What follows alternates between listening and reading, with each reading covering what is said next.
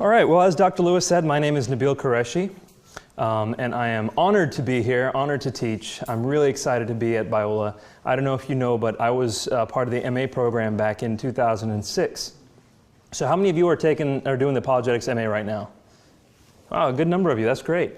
I did the modular program, but it was a huge blessing. It really helped me get well-grounded. I'd become a believer in 2005, so being able to do the apologetics program early on really gave me a solid foundation, and it helped me through some tough times. Being able to refer back to the things I had learned and studied was really good. So if those of you who aren't in the program, if you're considering it, I would highly suggest it. It was something that I will carry with me forever. So my name is Nabeel. I was born and raised in the United States, and I was raised a devout Muslim. So I came in the 80s. That's when I was born. Child of the 80s, love my Thundercats and Silverhawks. So I, bona fide American child growing up here in the United States. But my parents came from Pakistan. So you have people coming from all around the world to the United States, mainly for the same reasons that your ancestors might have come to this nation, which is for freedom and for opportunity. My parents belonged to a sect of Islam called Ahmadiyyat. And this sect was under heavy persecution in Pakistan. And so when they came here, they were coming for freedom as well as for opportunity. So the Islamic world isn't monolithic. It's not one big happy family. There's a lot of division, a lot of strife internally amongst Muslims. When my parents came, they really came with nothing and didn't really have much of an idea of what the United States was like. They just knew that this was the place you'd come for opportunity. And so when my dad landed, this was actually right after Elvis had died. So Elvis had just died. My dad gets off the plane. He looks at a newspaper and it says, "The king is dead." And he was immediately confused as to the form of government in this nation, but he slowly got accustomed to some of the terms and the culture. He joined the Navy. Ultimately, my dad stayed in the Navy until the year 2000, so he retired a lieutenant commander, 24 years in the U.S. Navy. And so you might ask yourself, can Muslims really be contributing members to the armed forces? Yes, they can. A lot of Muslims are in the armed forces and dedicated to our nation. Now, some of you might have seen other things on the news about how Muslims are totally against the United States. And we'll be talking about all that. We've got plenty of time together, so don't worry. Your questions will hopefully be answered as we go along. And if you have any questions, feel free to ask. If you think that they can further clarify some of the stuff I'm talking about, maybe I missed something important, definitely throw your hand up to ask. And if you have other questions, maybe more minor or personal questions, hold those to the end, and we'll take questions at the end of every session as well. So, by the way, the reason I'm sharing my testimony with you is because often we look at Islam and we see it as the other. We don't understand it. We don't know the people. And that creates a block for us to go and talk to them, to go and evangelize, to go and become friends. We see them as people to argue with, maybe wrestle with, tumble with, but not people to love and share the gospel with in a way that we would honor Christ. And so that is why I'm trying to give you some personal insight into my life. And so that you can see some of the more intimate aspects of Islam as well. Because my family was extremely intimate. As you can understand, my family coming from Pakistan here to this country, they didn't really have much of anyone to lean on. They didn't have a social structure that they could rely upon, so that they really had to build up one for themselves everywhere they went. And then my father, being in the Navy, had to move constantly. So this created a situation where we really relied on each other. When I was born, my family went through the traditional processes. When you have a son born into the family, the first thing you do as soon as a son is born is you recite the adhan, or the call to prayer, in his ear. And so my father, the very first thing I ever heard was the shahada and the call to prayer. I heard that the moment I was born, and those principles, those Islamic principles, those calls to living an Islamic life were ingrained in me from the very beginning. Because you see, my mother wasn't just a practicing Muslim, that she was, but she was also the daughter of a lifelong missionary. Her father spent his whole life preaching Islam in Indonesia. She was born in Indonesia because that's where her father was when he was preaching. Her and her her three sisters, all four of them were born overseas. So even though she was Pakistani by nationality, she was born in Indonesia. She had to go back. She had to learn that culture. She had a lot of the missionary kids issues that we have. She had those as well. But in our culture, it's really, really ingrained in us to follow the heritage, follow the culture. That is your identity. And so that my mother was the daughter of a missionary, that became even more her identity. It was really a part of who she is, Islam. And that's not an accident, by the way, because her mother, so my grandmother, was also the daughter of a lifelong missionary. He spent his whole life preaching Islam in Uganda, and so she was born in Uganda. So my family has a line of missionaries in it, and I come from that. My father as well, on his side, his grandfather was very well known as a missionary for that sect of Islam. So when we came to this country, well, I was born here, but when my parents came here, they saw it as their duty to instill in me Islamic principles.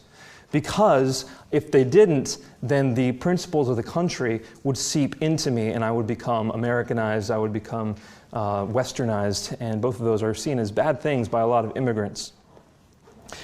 As I was growing older, my parents taught me that I should really, really practice Islam from my very core. So much so that I actually, living in the United States, didn't learn to read English until after I had learned to read Arabic.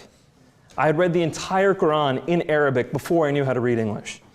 And my parents didn't speak Arabic, they spoke Urdu, which is the language of Pakistan. So we weren't even speaking Arabic, but I learned how to read the language so I could read the scriptures. And it's understood in Islamic culture that just reading the Quran is a blessing for you and for the people around you. The sound of it, hearing it, blesses wherever can hear it. And so from a very early age, my parents taught me how to read the entire Quran. I memorized many chapters of the Quran at an early age. I memorized the last 15 chapters of the Quran.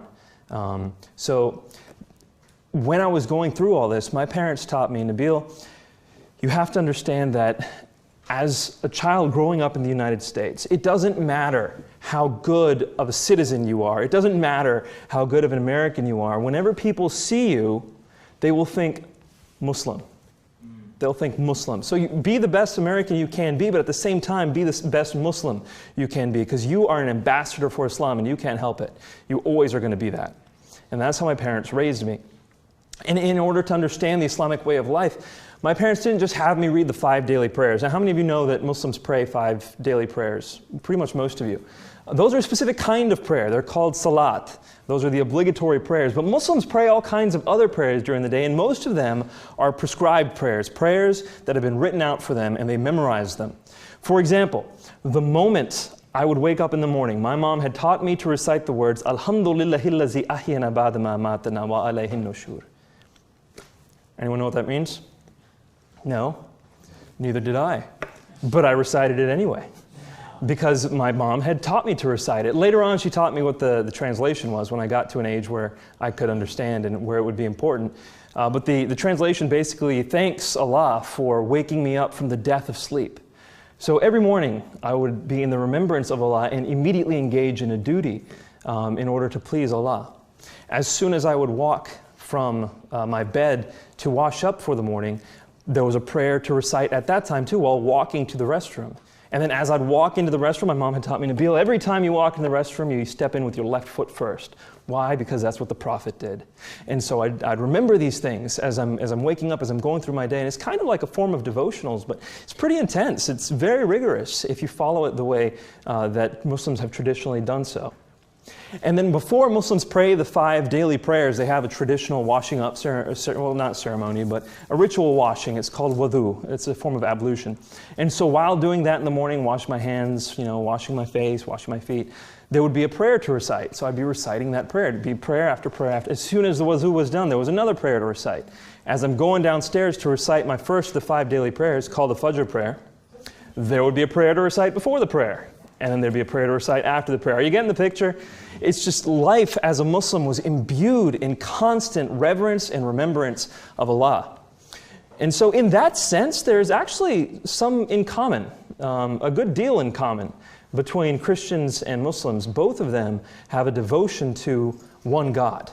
Now, the image of that God and the teaching of that God are very different.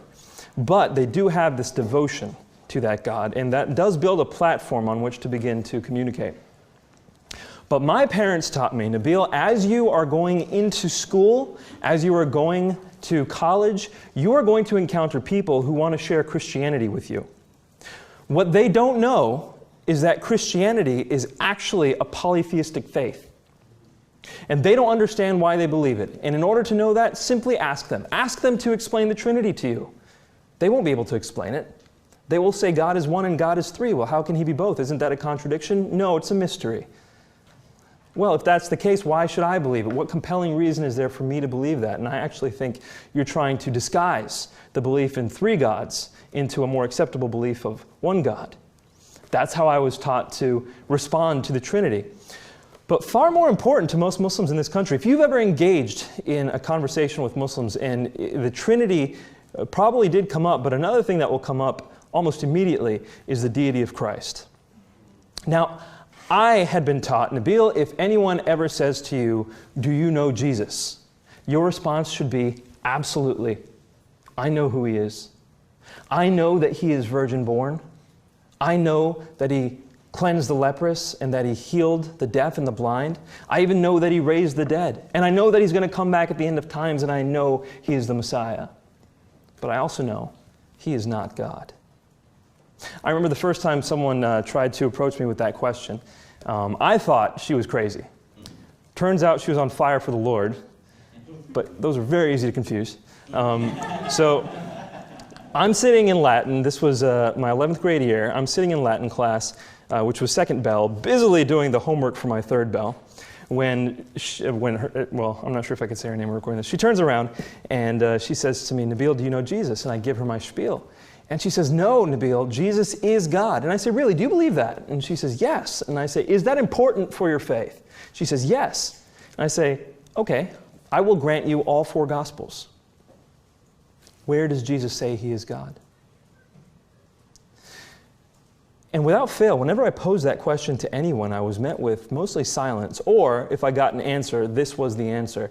Nabeel, Jesus says, the Father and I are one. Isn't that enough to show that Jesus claims to be God? I said, no, absolutely not, because you're getting that from the book of John. But in the book of John, chapter 17, Jesus prays for his disciples to be one, just as he is one with the Father. So Jesus is drawing a parallel between his oneness with the Father and the oneness he wants his disciples to have. Now, are you telling me he wants the disciples to be one big being? No, he wants the disciples to be unified in spirit, unified in heart. And in the same way, Jesus is one in spirit, or one at heart with the Father. That's what Jesus is saying here. And then I would push the case a little bit further. And I'd say, in fact, if you want to go to the book of John, what about the verse that says the Father is greater than I? How could Jesus be God if the Father is greater than he is? Or how about we go to the other Gospels? What about the Gospel of Mark, chapter 3, where Jesus can do no miracles in Galilee? It's not that he chose not to do miracles or would not do miracles. It says he could not do any miracles because of their lack of faith. And later on in Mark chapter 13, Jesus says that he does not know when the end of times is. The angels don't know, the Son doesn't know, only the Father knows when the end of times is. Now, why is it that God doesn't know when the end of times is? Could he really be God? Could he be claiming to be God? I don't think so. And about this time, whoever I was talking to usually had like a deer in headlights look. And they basically said, well, it's what I believe, and I believe it to be true, and if you believe in Jesus too, you'll be saved. And I have no reason to do that. You did not give me a compelling reason to accept your faith. In fact, if you want reason, and you want to step away from blind faith, I'll introduce you to Islam. And so I would often turn these evangelical attempts into my own da'wah, or my own Islamic evangelism. This continued, by the way. This happened a lot. My parents had given me a little book which basically gave me the things to say to Christians if they try to share the message with you. I don't know if you know, but amongst Muslims, the term Christian missionary is kind of like a curse word. It's not a good word at all. So my parents had given me a little book. It was called Pocketbook, which was designed specifically to respond to common Christian issues, like original sin and the deity of Christ and the Trinity. It wasn't until I got to the university level where I met someone who was able to give me a response for the questions I had. I'll give you the context. I had just started school. This was back in 2001. at Old Dominion University in Norfolk, Virginia. So I had joined the public speaking and debate team, and there was one guy on the team who immediately would lend a helping hand whenever one was needed. He impressed my parents right off the bat when they were dropping me off for an event. He came out and he rushed out and he helped with my bags and he said hi to my mom, and he was the only one who did that. And my mom was like, "This is a good boy, follow him." and so I would spend time with him, and at the beginning of our first tournament, we ended up rooming together. There were a lot of reasons for that. The rest of the team went out. They went out drinking, clubbing, smoking, what have you. Some of them had brought drugs with them. And my parents had taught me, Nabeel, never ever do any of those things. Always stand above anything that's immoral. Be above reproach. My parents had told me that I had to be exemplary, and whenever someone, like a teacher or a chaperone, were to comment on me, they'd have to say to my parents that I was the most respectful and that I was the most truthful boy. That's how my parents had taught me. But here was somebody else who was aspiring to the same moral standard. And so we became friends quickly. As the first night was drawing to a close, I was getting ready for the following day, and I saw my friend David. He was reading his Bible. Now, understand, I had never conceptualized a Christian actually reading the Bible in their free time.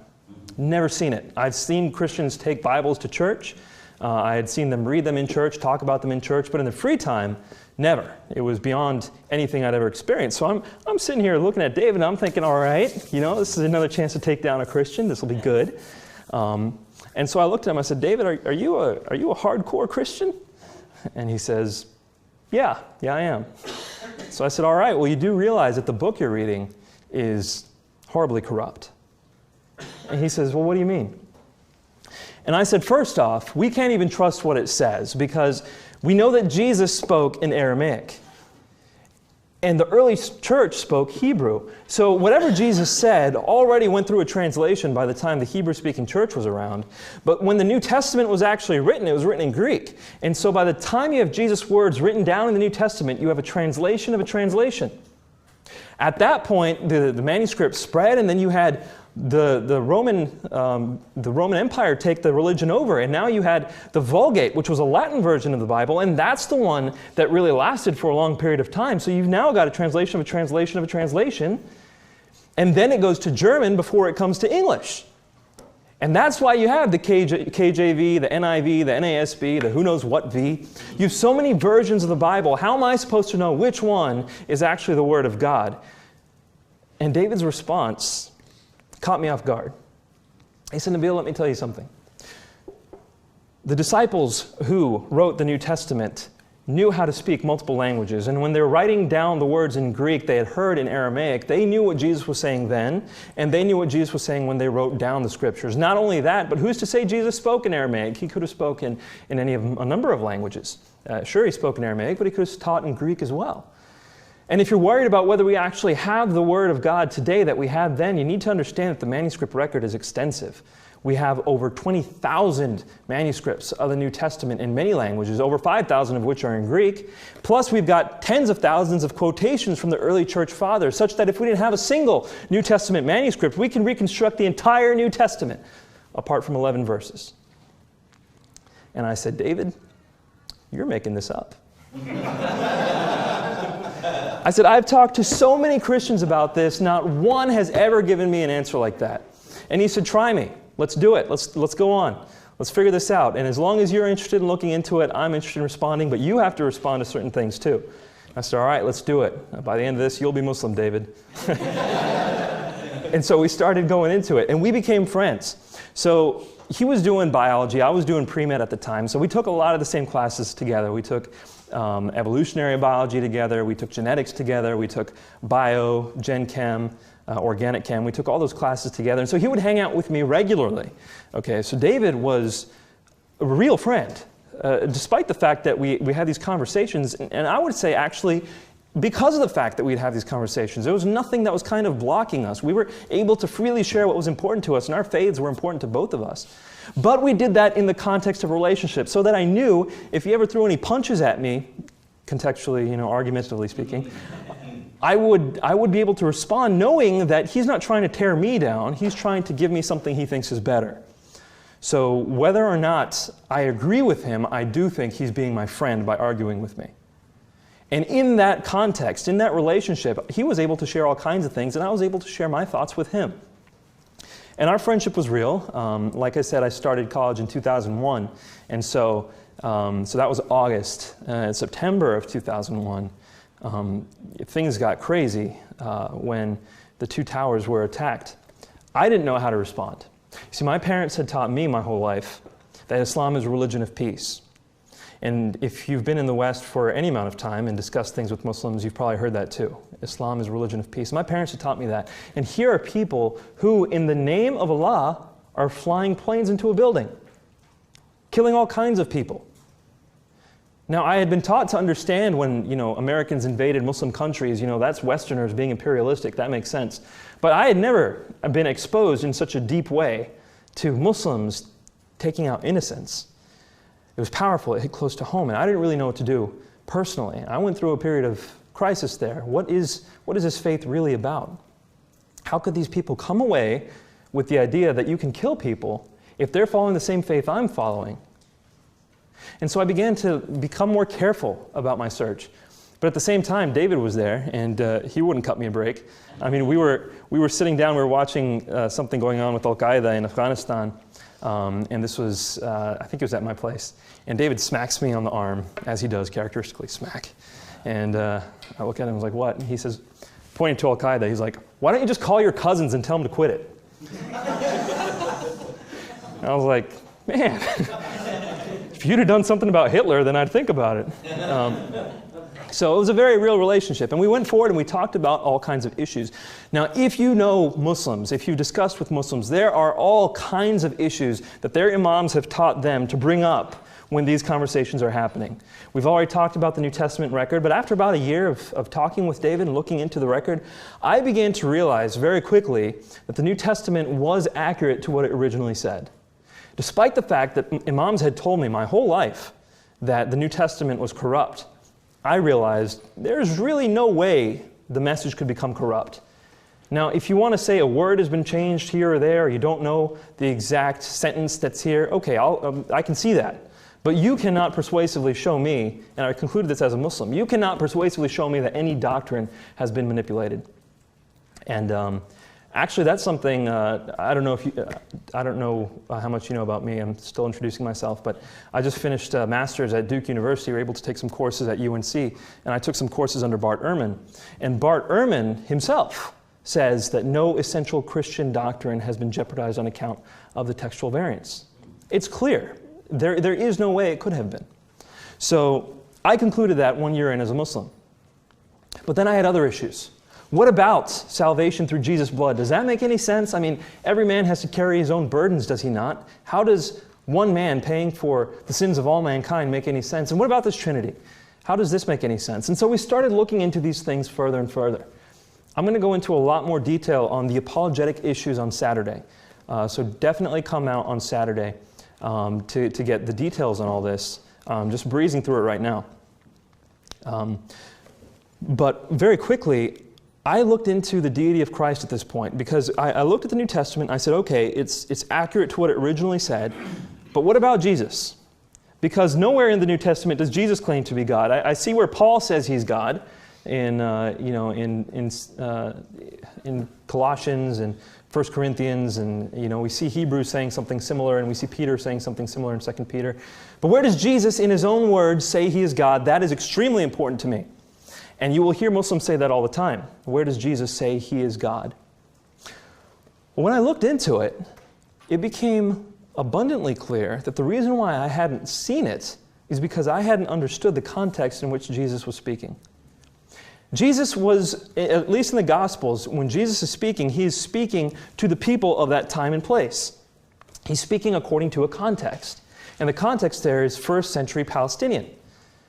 When I'm listening with 20th century American ears, or 21st century as the case is, I don't really know exactly what Jesus is saying unless I understand the Jewish culture and the Jewish context.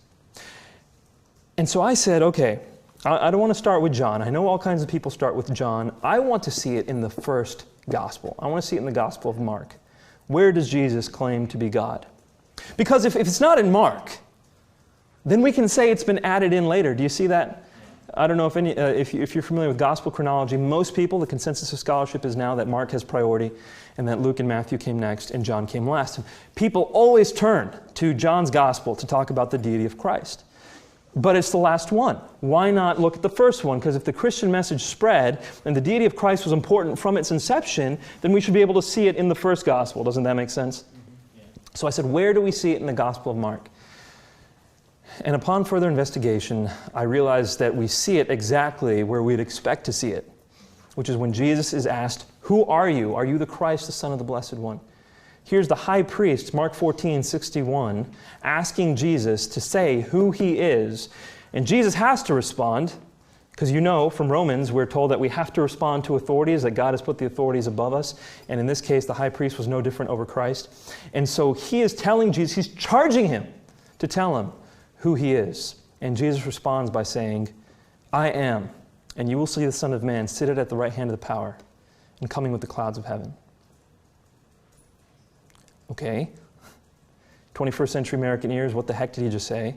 First century Palestinian ears, tear open your robes and say, "He has just committed blasphemy. What do you all say? Is he not worthy of death?" And they all say yes. What did Jesus say? Well, again, real quick, Jesus made a reference to 3 verses or at most, possibly 2, but potentially 3. He starts off by saying the "I am," which, if it were an "I am" statement, refers to Exodus chapter 3, verse 14. He then responds by saying, "You will see the Son of Man coming with the clouds of heaven," which is a clear, unequivocal reference to Daniel chapter 7, verses 13 and 14. And then he says, probably in the most powerful of the 3, that he will be seated at the right hand of the power, which is a reference to Psalm 110, verse 1. Unpacking all of these, any of these, you will see that Jesus is making a very high claim as to his being. He's putting himself right there next to Yahweh. He's co-identifying himself, to borrow a term from Richard Bauckham, with Yahweh. I realized this as a Muslim, and I began to panic. I began to realize that Jesus himself aligns himself, co-identifies himself with God. Well, that shakes everything up, because up to this point, I was able to put stuff off. I was able to just kind of argue academically. You know, I was trying to just challenge my friend David, and I was going to bring him to Islam slowly but surely. But now, if the New Testament is accurate to what it originally says, and in it Jesus claims to be God, I've got a problem. And so as a Muslim, I start praying a lot more fervently, and this issue became a lot more personal. We discussed the other stuff too. We discussed the issue of the Trinity. How can we know whether God is 3 in 1 or not, and is that even possible? I remember exactly where I was when we had this conversation. It was 2003. David and I were taking organic chemistry over the summer. We were being total goofballs, sitting right next to each other, front row. Professor was right here, and we'd pass notes right in front of her. And she would just shake her head, because he was number 1 in the class and I was number 2. So she couldn't say anything. It was awesome. So anyhow, one class, it was really cool because we were waiting for David's first son to be born. So it was a really fun time. So one day, our professor, when talking about, how many of you have taken chemistry? Eons ago, perhaps? Organic chemistry, any of you? Okay, you have my sympathies. So our professor was talking about resonance structures. Okay, so everything in the world is made up of molecules. Everything physical in this world is made up of molecules. This podium, even though it's solid, is actually made up of molecules that are constantly moving. Electrons and protons and neutrons make up each atom, which makes up each molecule. So this is actually moving really fast. And what you have is a nucleus of an atom, the protons and neutrons. You got electrons floating around them really fast. When these atoms come together, they make molecules. And sometimes the electrons are shared amongst the molecules. Okay, that's all the science you need for this. So these electrons that are shared, sometimes they jump into a different formation, conformation, back and forth. Those are called resonance structures. My professor said this. She said, a molecule is every single one of its resonance structures at every point in time. But it is no single one of its resonance structures at any point in time. Did you catch that? A molecule is every single one of its resonance structures at every point in time, but it is no single one of its resonance structures at any single point in time. And I listened to her, and I said, if she as a scientist can believe that, what's the problem with the Trinity? Let me unpack that for you just a little bit. When we understand science at a deeper level, when we look microscopically or we look really big, we begin to realize that not everything works the way it works on the macro level here. Things work differently, even in the natural world. Light, for example, exists as both a particle and a wave. That makes no sense to physicists, but they know it's true. But more importantly, I began to realize, why am I putting God in a box? If God is incomprehensible, maybe my comprehension is smaller than God. In fact, if God made man, I would expect man to not be able to grasp God. And when I realized that, my qualms with the Trinity dissipated. Now, I didn't think the Trinity was compelling. I didn't think that there was a good reason to believe it. But I began to realize that it was viable. It was a viable model for the nature of God. I had other issues. Salvation through Jesus' blood. Again, how can one man pay for the sins of all mankind? You know, it's like walking up to President Obama and saying, Obama, I realize the national debt is tens of trillions of dollars. Here's $1. Let's call it even. You know, just mathematically, it doesn't work. And I posed that question to David. And again, I remember exactly where we were. When we talked about this, we were at Tropical Smoothie, and I said to him, you know, this doesn't work. And he says, Nabeel, you were compartmentalizing things we're discussing here. In order to understand this, you have to remember that Jesus isn't just a man. If he were just a man, then yes, it wouldn't make sense. But God's bank account isn't $1. God has an infinite bank account. And if God is the one paying for the sins of mankind, he can do that and have an infinite ability to pay more. Because he's God. And I realized, yeah, I was kind of dividing up the issues. I wasn't giving a fair hearing to the Christian case. So these things began to add up. Interestingly, I don't generally share this, but I'll tell you. Interestingly, the Lord works in mysterious ways.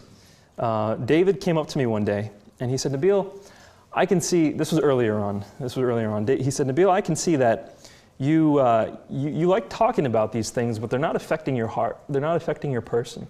What would make it such that you would actually consider Christianity as a potential truth?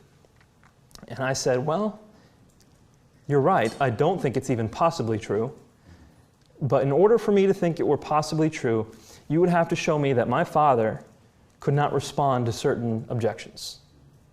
So if you were able to argue my father out of this position, or out of one of his positions, then I would consider it. And he said, great, why don't you bring your dad to such and such a place next Saturday, and you and I and 3 of my friends can sit down and we'll talk about these issues. I said, sounds good. So David's friends turned out to be, Michael Lacona lived in our neighborhood. And so we're at Mike Lacona's house, and Mike Lacona brings his friend, Gary Habermas, in. And so it's me and David and my dad and Gary, Mike, and another person there. And we talked about the resurrection. We talked about whether Jesus died on the cross. We talked about the Shroud of Turin. Suffice it to say that about an hour in, I began to realize that we had no leg to stand on. The Quran teaches that Jesus did not die on the cross. Chapter 4, verse 157 of the Quran teaches that he did not die, nor was he crucified, but so it was made to appear. Well, when you look at the historical evidence, you have to take a stand. As a Muslim, you have to say, either I'm going to stand with my theology or I'm going to stand with history. You can't pick both. You can't have your cake and eat it too on this issue, because history stands entirely against the Islamic position. And they made us realize that rather fast. And as I walked out of there, I realized that, yeah, my dad doesn't really have all the answers, which is understandable. He wasn't trained or anything. I just looked up to him that much as far as my source of Islamic teaching. And that's something that we'll revisit later. The issue of authority amongst Muslims is extremely important, and we will revisit that. But later on, in 2004, so that was closer to 2001, in 2004, David took me to a debate between Michael Licona and Shabir Ali. This happened at Regent University, which was just down the street from where I was living, and they debated the issue of the resurrection. I sat with David on my left and Gary Habermas on my right, and Gary was constantly commenting as we were going along. As we walked out of there, Gary asked me, he said, David asked me, he said, Nabeel, what do you think of the debate? And I said, you know, honestly, I think that Mike had the better position. I don't think he was compelling, but he did win the debate. And Gary says, so as it stands right now, you think the resurrection is more compelling? And I said, yeah, but that's all you have over the Islamic case. And he looks at me, he's like, the resurrection is all we have? I'm like, that's all we need, Nabeel. Okay, thanks, Gary. So the things began to stack up. And notice, for me, the objections were primarily intellectual. Why is that? I'm going to take a pause here. Why is that? Is that the case for all Muslims? I don't think so. I don't think that's the case for everyone, because what are a lot of people lacking, especially in Islamic culture, that I wasn't lacking at that time? An intimate connection with their father and an intimate relationship with the family. Love. I had plenty of love in that family. I mean, my mom loved me. I'm the only son in our family. And so she poured into me and invested in me. She really loved me, and my father as well. And they didn't teach me to be, like a lot of Muslims are taught out in the East. They're taught to be, chauvinistic and male-centered and whatnot. That wasn't the way our father modeled fatherhood. He was a very loving father, very giving and self-sacrificial. So I had a good image of the father. And so I wasn't lacking that kind of love. What I was lacking was reason. And so for me, reason had almost everything to do with it. And when the reason began to be pulled out from under me, I all of a sudden had to rely on God. I had to, and my bases were falling apart fast. So at about this time, David turns to me and he says, Nabeel, we've talked about Christianity for years. Do you want to talk about Islam? And there's a reason he asked me that. It's because he said, Nabeel, where do you stack the Christian case? And I said, I'll put the Christian case right now at about 80, 85%. It's pretty solid. And he says, where do you put the Islamic case? 100%. It's got no flaw, no chink in its armor. Islam is absolutely true. And he says, all right, well, we haven't discussed it yet. Are you willing to discuss it now? And I was like, sure, let's do it. So we started talking about Islam. And very quickly, I began to realize that everything that I had been taught about Islam, I was taught from modern sources. Biographies of Muhammad's life, what were the ones I was reading? I was reading Martin Ling's, written in the 20th century. I was reading one by Mirza Bashir Ahmed, also written in the 20th century. I'm reading lives of Muhammad that were written far later. And David pointed out, Nabeel, if you really want to know what Muhammad said, stop reading modern authors. Let's go back to the early sources. Let's read the first biographies, and let's read the hadith. And I said, absolutely, let's do it, because I had faith that what my family had taught me, what my imams had taught me, what those books had taught me were accurate to what originally Muhammad was like and how he was recorded. So we started reading the earliest things of Muhammad's life. And I was shocked at the things we found. We'll be talking about this a lot more tomorrow. Muhammad's life is on the agenda for tomorrow. But the things I was finding about Muhammad that no one had ever taught me, and that were not just existent in the earliest sources, but prevalent in the earliest sources, were shocking. And so all of a sudden, my main exemplar, the one who I was modeling my life after, was not the man I thought he was. And there was no way around that. But then I said, well, we have to look at the Quran too, because if the Quran truly is the word of Allah, then it vindicates Muhammad. And maybe all this history is bad, and if the Quran is the inspired word of God, it vindicates Muhammad. Think about that for a second. I had actually laid out a case, and I was following out the case for Islam, the case for Christianity. Here's what I saw the case for Christianity to be. Jesus would have to have died on the cross for the sins of mankind, and death on the cross is objectively verifiable. You can, at least historically, you can look into history to see whether or not it's probable that Jesus died on the cross.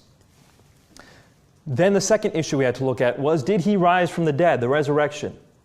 If Jesus rose from the dead, then Christianity can be true, probably is true, But if he did not rise from the dead, Christianity is definitely false. Final issue, did Jesus claim to be God? Did he claim to be God? If Jesus died on the cross, rose from the dead, and claimed to be God, all three of them, if any one of them is missing, it doesn't work. All three of them, then Christianity has a solid case. And like I said, I concluded about 80-85%. It's a good case. And then I looked at Islam. What's the case for Islam? I said either Muhammad would have to be a prophet of God. So if Muhammad looks like that kind of man who is a prophet, and rather certainly so, then we can say Islam is true. Or if the Quran is the Word of God. If we take a look at the Quran, we investigate it, and we say, hey, this is the Word of God. This is definitely inspired. Then Islam is true. Either one. Not necessarily both. Either one. Because one vindicates the other. Muhammad, if he's a prophet, would vindicate the Quran. Quran would vindicate Muhammad. So they were tied there. So then I said, let's look at the Quran. What are the arguments for the inspiration of the Quran? Well, the number one argument that Muslims will use is the argument that's found in the Quran itself, that the Quran is inimitable in its style and its literary quality. It is so literarily excellent that no one could ever write a book like it, or even 10 chapters like it. Or the Quran even says no one can write even one chapter like the Quran. This is the challenge the Quran itself issues. If anyone comes to Muhammad and says, you are but a forger, or you are just someone who's making things up, Muhammad would respond by saying, well, then you write a chapter like it, or write a book like it, and you will see you cannot. Call all the hosts of heaven or the hosts of demons, the unseen, it says the jinn, call the jinn with you, and you will realize you can't write a book like this. So that's the number one challenge. We'll talk about it tomorrow, but I realized that challenge just doesn't work. Another thing, and probably the second largest thing, maybe even functionally more important than the first, is that the Quran is perfectly preserved. No change has ever been introduced into the Quran ever. Today it exists in the exact same form it existed when it was originally compiled. No changes have ever been made, not a jot, not a dot, nothing. It's exactly the same. Compare this to the Bible, where you have Mark 16, 9 through 20, which was tossed in there. You had John, the end of John 7, beginning of John 8, which was tossed in there. And you had changes in 1 John. You had changes all over the place that lots of people, all kinds of changes, obviously corrupted. The Quran, unchanged, perfectly preserved, divine Word of God. And this vindicates the Quran because the Quran says in chapter 15 that Allah will preserve it. Chapter 15, verse 9, Allah will preserve, He will guard this Quran. So, we looked into the preservation of the Quran. Began to realize that there were significant problems there as well. And again, we'll talk about that tomorrow. There were other arguments for the Quran, the science in the Quran. A lot of people turn to scientific issues. Look at the Quran, it has these scientific miracles in it. How could Muhammad have known this scientific knowledge? Clearly he didn't. Allah was telling it to him, therefore this is the inspired book. And I think that's the most argumentatively sound of all the arguments. If there is knowledge that surpassed Muhammad in the Quran, then it was written by a more intelligent being, and the one on the list would probably be God. But I quickly realized that all the scientific miracles, or the scientific knowledge in the Quran, were simply trumped up. They weren't actually there. So I concluded then that the case for Christianity was looking far more strong than the case for Islam. And if I were going to be objective about this, that would have to change, or I would have to leave Islam. So I started praying a lot. At this point, I was looking for ways out of the argument. I was looking for, circumvention. Like, how do I get away from this?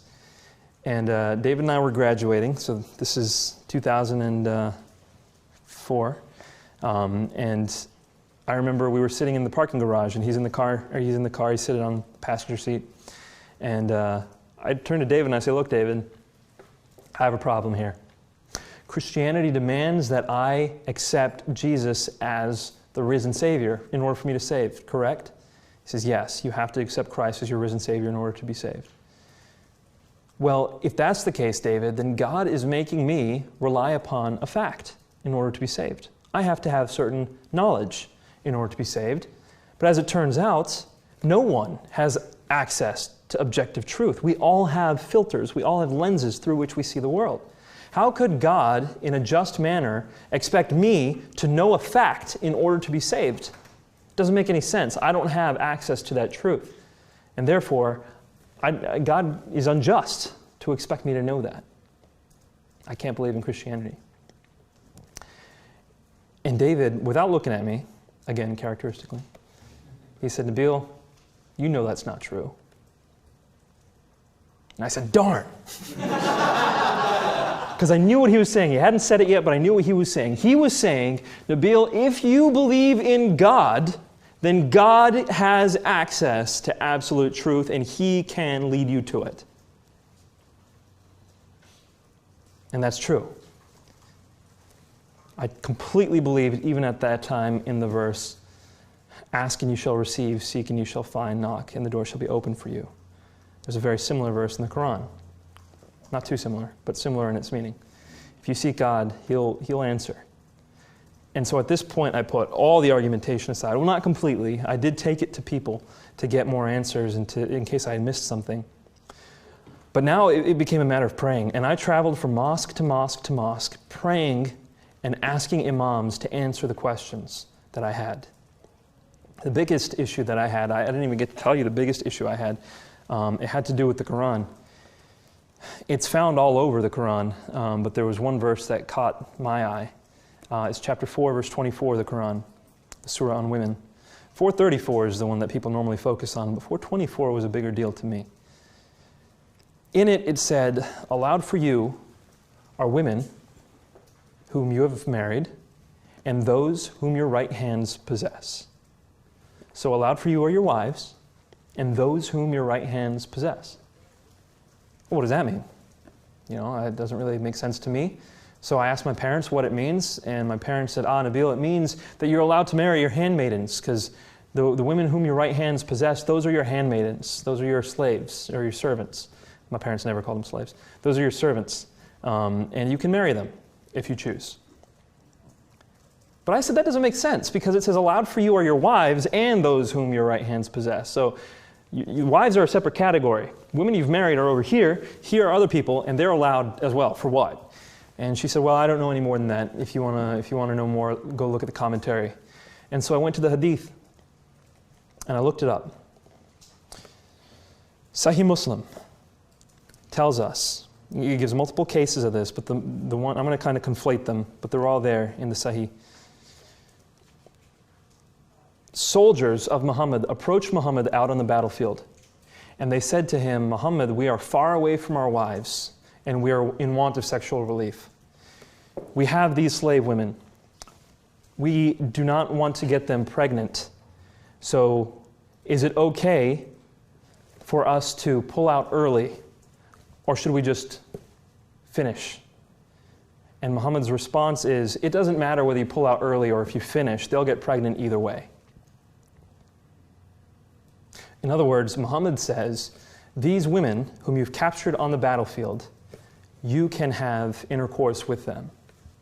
We read in other hadith, also found in Sahih Muslim, that they're asking if they can do that while their husbands are still alive.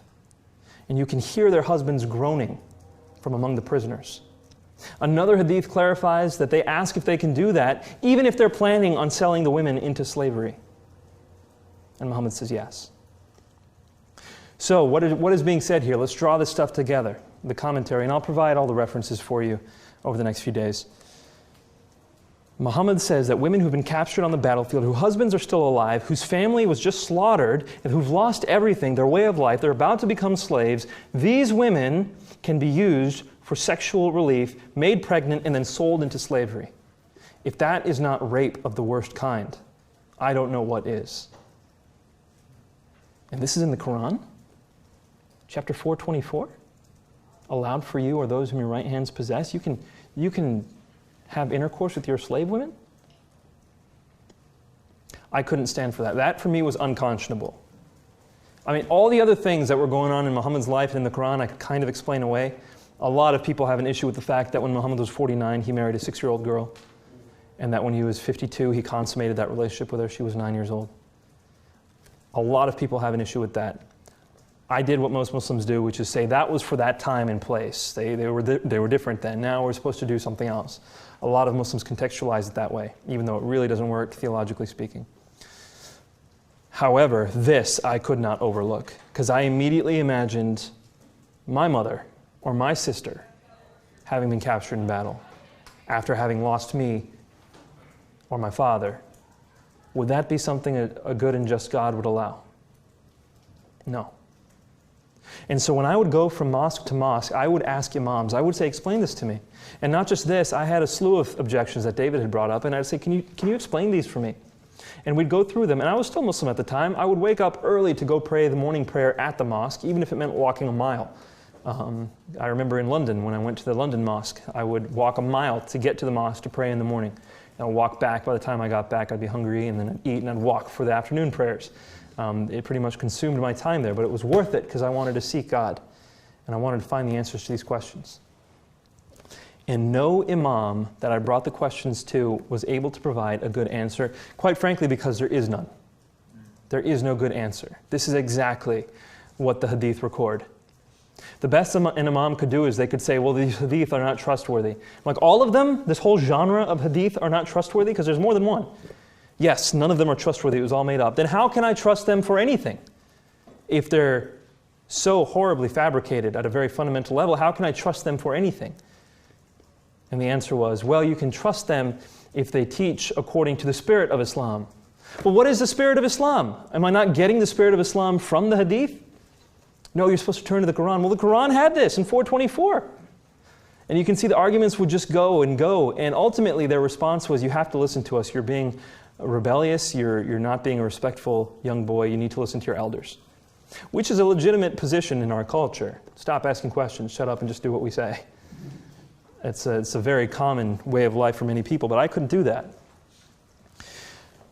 So then I turned to God alone. And I started praying and fasting. I'm sorry, not praying and fasting. Praying and asking God for a direct sign. Understand, in Islamic culture, Middle Eastern culture in general, you have a lot of reliance upon the supernatural, upon dreams and visions, to guide you on various issues. For example, my sister decided not to marry someone because she got a dream about that. In fact, my sister had been praying a special prayer called the istikhara prayer, which asks God to give you a dream or a vision or some kind of guidance. So she decided not to marry someone based on that. My father got all kinds of crazy dreams. He got so many dreams that came true that he asked God to stop giving them to him. He got scared. I'll give you an example. My father, when he was enlisted first, then he went on to the officer ranks. When he was going from E5 to E6, he had to take a test, and he took it with 5 of his buddies. When he takes the test, he has a dream that night where he and his friend, one of the 5, where all of them are in a field, in the middle of a battlefield, and they're being shot at, and they see a fence off in the distance. And they know that if they make it over that fence, they'll be alive, but if they don't, they'll die. And so they start running for that fence. And my dad jumps and he makes it over, and one of his friends makes it over, but the other 4 friends do not. When they get the test scores back, guess what? My dad had passed, that one friend had passed, and none of the other friends did. It's commonplace. My dad tells that story as if it's another story. There's a creepy one. My grandmother, when her father died, she had a dream, after they had buried him, she had a dream that in the middle of the night she hears a knocking on the door. This is a dream. Someone almost had a heart attack when she didn't hear that this was a dream. She's dreaming that she's asleep, and then she wakes up, still in the dream, and she goes to the door because someone's knocking at the door. She opens it, and there's her newly deceased father, covered in water, just drenched. And he says to her, "Help me." That's the whole dream. She wakes up, she's scared. That's scary. And so she gives money to the poor. That's what we did in our culture when we had bad dreams. We'd give money to the poor immediately. And then she went to sleep that night, had the same dream. 3 nights in a row, she gets the same dream. She can't take it anymore. She goes to the imam and she says, "What should I do?" And the imam says, "I don't know what you should do, but here's some advice. Just go, pray about it, go visit your father's grave, and see what happens." And so she prays and she goes to the grave. Well, it turns out that at that time was the monsoon season. So this is when the rains had started up in Pakistan. and an animal had burrowed into her father's grave, and the grave was full of water. That's creepy. That's Stephen King stuff. The last one, and those are ones I've heard as stories, but this one I saw. I didn't see it myself, but I was there when it happened. Back in October, my mother gets a dream where her grandfather and her aunt have come and are asking for my grandmother. So my mom's grandfather and my mom's aunt, so in other words, my grandmother's father and my grandmother's sister, who've both passed away, they come and they ask for my grandmother, who's still alive. And my mom has this dream. She thinks it means that my grandmother's going to die. And so she immediately wakes up, she gives money, and she doesn't say anything about it. She has the same dream again. I think she had it twice. And then she calls my aunt in England. My aunt in England picks up the phone and they just kind of have this small talk. Hey, how's it going?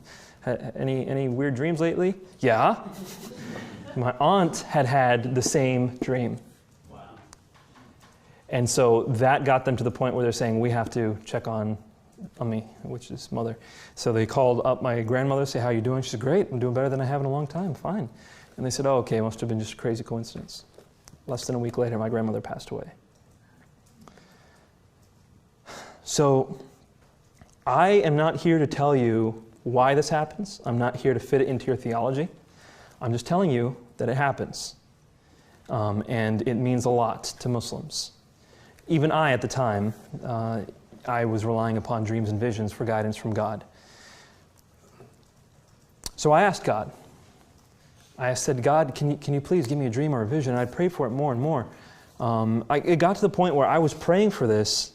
I don't know if you've seen Muslims pray, but there's a point in the prayer where you've got your nose to the ground and you're prostrate before Allah. And it's a very humbling position. We as believers have a lot of freedom to pray however we want, but I would suggest you try that at some point. Just put your face to the ground before God. Changes the way you think. And I'm just pouring myself out to God, and I'm saying, God, can you please just give me a dream or a vision or whatever it is to show me what the truth is. Whatever the truth is, I want to follow it. I don't care if it's Islam or if it's Christianity. I just care about who you are. And it doesn't matter how difficult the path is to walk, I will walk it. And that was my prayer. And I probably wouldn't have prayed that had I known then what I know now. But that was my prayer then. Well, gradually I became more and more distraught. Gradually it came to the point where the cognitive dissonance was just too much, and I was now crying when I was praying. This is in December of 2004. This was my first semester of medical school. I just finished. My dad said, Nabeel, let's come down to Florida. I have a conference there. I want to bring you with me. And we can just, relax and take a break. And I said, sure. So I'm down in Orlando, Florida, and my father is asleep in the bed to my left. I remember the exact day. It was midnight, right before December 20th. I remember that because it was December 20th, my parents' anniversary. It was the first time he forgot to buy her flowers. That wasn't good. So, anyhow, so he's in the bed to my left, and I'm kneeling at my bed, and I'm just praying, and I'm crying, and I'm asking God, can you just give me a vision, a dream, a sign, something, anything? Because I cannot get to this truth. You need to give me this truth if I'm going to know what it is, because I can't get to it myself. It was probably one of the most humble moments of my life. And at that moment, I received a vision. And it's hard to describe, but if you can imagine, I was sitting at the edge of my bed, and the wall, which was just a few feet away from me, it was already dark in the room, but at this point, it was gone. It was like pitch black. Everything was gone. And all I saw instead of the room was just thousands of crosses. And I was in that vision probably for a second, a minute, I don't know. But as soon as I came out of that, I looked up at God and I said, God, this doesn't count. I was like, I'm in Florida, Epcot Center, it's a small world after all. Things are messing with my head.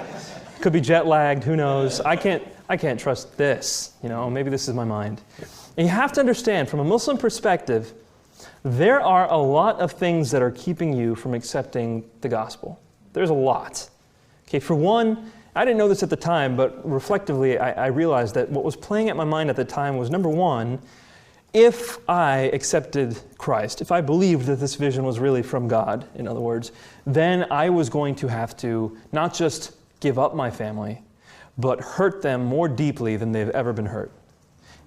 And reciprocally, I would be hurt more deeply than I had ever been hurt. I was going to have to lose everything as far as my friends and family was concerned.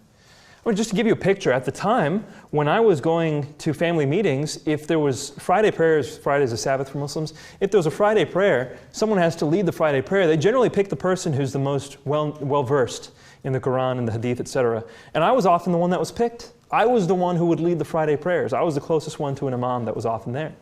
When my cousins had questions about Islam, they would come to me. They would ask me, and I would do the exegesis from the Hadith or from the Quran. That was me. I was the one who was expected to carry this banner of Islam in my family. And here I was about to let down everyone if I accepted what I'd just seen as a vision.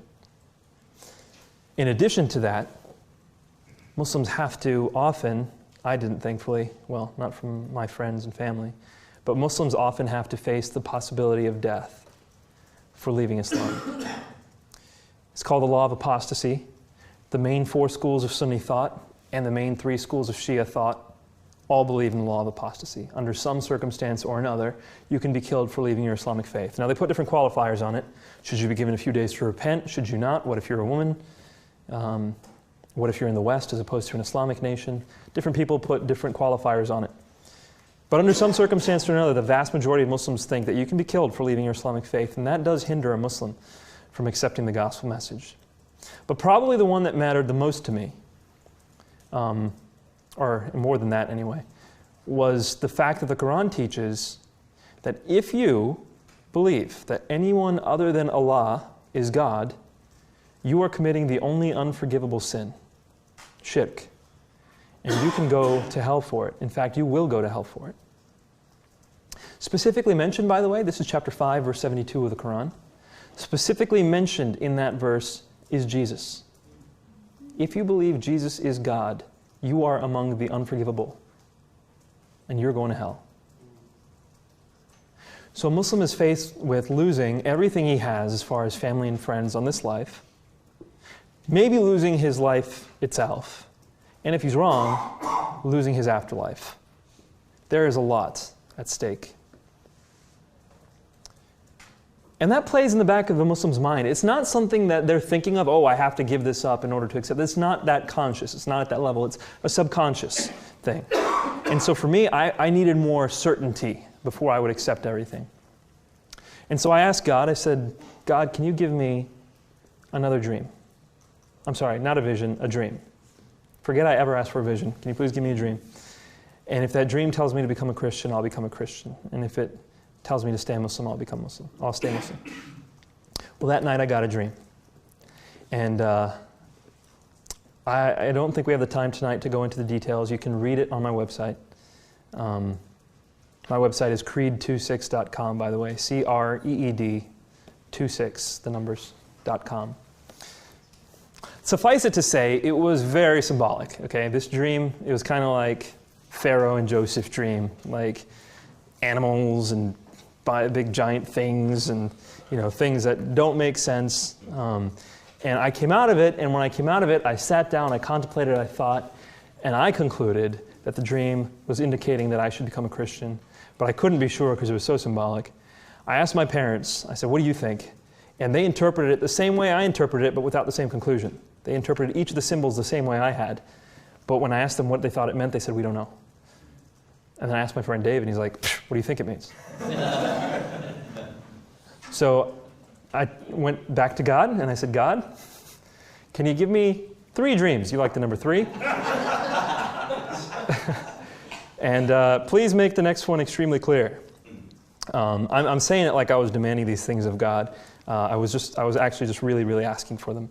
And so, interestingly, God took more and more time to give me these. The vision I had immediately, and then the dream I had later that night, and then the second dream I had a few days after I asked for it. But this one's a very clear one, and I'll share it with you. In this dream, I'm standing at the threshold of a narrow door. Okay, the door is very narrow. That's the most poignant part of the dream. It's just wide enough to fit me, and it's just tall enough to fit me. And it has some depth to it, 5, 6 feet or so, made of brick. It's a doorway, kind of. And at the other end of the doorway is a room set with a feast. Round tables everywhere in this room, and the food on the tables, but people haven't started eating yet. Everyone is dressed up extremely well, and they're sitting at the tables, but they haven't started eating. They're all looking that way. They're waiting for the speaker or the owner or whoever to come and start the event. I know I want to be in that room. Like, that is where I want to be. But I can't get into that room because at the other end of the doorway is my friend David. He's blocking it. He's sitting there. And I can't get past him. And so I look at him and I'm like, David, I thought we were going to eat together. And he says, you never responded. And even in the dream, I knew that in order to get into that room where I wanted to be, I needed to respond to David's invitation. When I woke up, I called David. And I said, David, what do you think this means? And I could hear his eyes roll. And he says, Nabeel, this dream is so clear, I don't have to interpret it for you. Which reminded me of what I had asked God. I said, God, can you give me a dream so clear I don't have to interpret it? And I said, what do you mean, David? And he says, just go to Luke chapter 13, verse 22. And I had been given a Bible by David, an NIV study Bible, well before I'd ever planned on reading it. And so I pulled it out and I opened it up. And in the NIV study Bible, Luke 13:22 starts off with the words, the narrow door. And my heart kind of skipped a beat. I hadn't read this section of Luke before. I'm going to paraphrase it for you. Here's what it said. Jesus is going through the towns and villages preaching the good news of the gospel. And the disciples asked him, Lord, are many people going to be saved? And he says, make every effort to enter through that narrow door, because many, I tell you, will try, and few will be able. And you will see people sitting inside at the feast of Abraham, Isaac, and Jacob. Make every effort to enter before the owner comes and closes the door, or you'll be left outside weeping and gnashing your teeth. God had given me a dream where he placed me in the center of a New Testament parable. And he showed me exactly where I was and what I needed to do in order to be saved. He left no room for error. And so I did what you all know I would do, which is I asked him for a third dream. And you can read that on my website too. But at the end of the summer, so this is now summer of 2005, I knew what I'd have to do. I knew it. I knew what was true. But I knew that it was going to hurt me tremendously. And this was the end of the summer of my first year of med school, so I was just about to start the second year. In fact, it was my first day of second year of med school where I'm driving to school, and I decide all of a sudden, wait a minute, I can't do this. I need to turn around, go to my apartment, because I need comfort right now. I need time to mourn. And I said that to God. I said, God, I know what I'm going to have to do, and I need time to mourn before I do it, because I'm about to lose a lot. And so I went back to my apartment and I opened up the Quran. And I started looking through it and I said, where can I receive comfort here? Nowhere. There's nowhere in the Quran that actually touches your heart when you're in need for comfort. It was a book. I mean, it was a book from the 7th century. It had all the trappings of a 7th century book, and it did not touch the need of a 21st century young boy, or young man as it were. So I said, all right, I'll go to the New Testament. So open up the New Testament, started with the beginning, Matthew 1. Realized there were a bunch of genealogies, skipped. Went on to chapter 4, start reading about Jesus. It wasn't long before I got to chapter 5, which says, blessed are those who mourn, for they will be comforted. And it was like at that moment, electricity shot through me. It was like, this book is alive. This book is speaking to me. This was written for me. 2,000 years ago. I don't know about the rest of you, but it was definitely written for me. And so I started reading the New Testament. I'm going through back and forth. Like I said, this is an NIV study Bible. So there's all kinds of notes at the bottom. And I'm going back and forth. I'm reading all kinds of things and I'm moving. And there's one part which says you can pray before God in confidence. I'm like, how do I know that? It says go to 1 John 5. I skipped to 1 John 5. It says you can pray before God in confidence because you have accepted Christ. I'm like, I haven't yet. And so it's like, I was just torn. And it took me a while to get to Matthew 10. But Matthew 10 makes it very clear. He who accepts me before the people of this world, I will accept before my Father in heaven. And he who denies me before the people of this world, I will deny before my Father in heaven. See, I had gotten to this point where I intellectually knew Christianity was a strong case. I had emotionally received all kinds of guidance through the New Testament, and I had spiritual guidance from the Lord himself, and yet I had not proclaimed Christ. And so, without anyone leading me, I bowed at the edge of my bed and I prayed the most Muslim version of the sinner's prayer you may have ever heard. But I prayed for the Lord to be Lord over my life, and I submitted to the fact that he died on the cross for my sins and that he rose. So that is the story of how I became a believer. But when it all clicked for me was a few days later. A few days later, after my parents knew, after they had found out, David had just moved. David had moved to New York, so my best friend was gone as well. I was all alone. I was praying before God, and I prayed to him through tears, and I said, God, why is it that I am still here? I cannot bear this kind of pain. Why did you not lift me up to heaven the moment I believed? Because I can't take this. This is too difficult. And I don't know about your theology again. I'm just going to tell you what happened to me.